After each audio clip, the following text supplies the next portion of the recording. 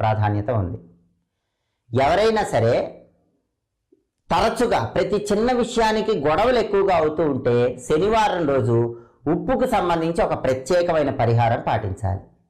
శనివారం రోజు ఒక తెల్లటి వస్త్రాన్ని తీసుకోండి, అది కూడా కొత్త వస్త్రమై ఉండాలి. ఒక కొత్త వైట్ కలర్ క్లాత్ తీసుకోండి. ఆ కొత్త వైట్ కలర్ క్లాత్లో 7 పలుకుల ఉప్పు ఉంచండి. 7 కణికల ఉప్పు ఉంచండి. ఉప్పు పలుకులు అంటారు, లేకపోతే ఉప్పు కణికలు అంటారు. 7 కణికల ఉప్పు లేదా 7 పలుకుల ఉప్పు ఆ తెల్లటి వస్త్రంలో ఉంచి మూట కట్టండి.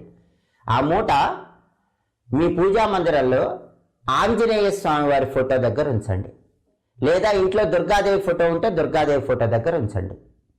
దుర్గాదేవి ఫోటో దగ్గర కానీ ఆంజనేయ స్వామి వారి ఫోటో దగ్గర కానీ ఆ మూట ఉంచి దీపారాధన చేసి ఆ మూటకి సాంబ్రాణి పొగ వేయండి, ధూపం వేయండి. ధూపం వేసిన తర్వాత నమస్కారం చేసుకొని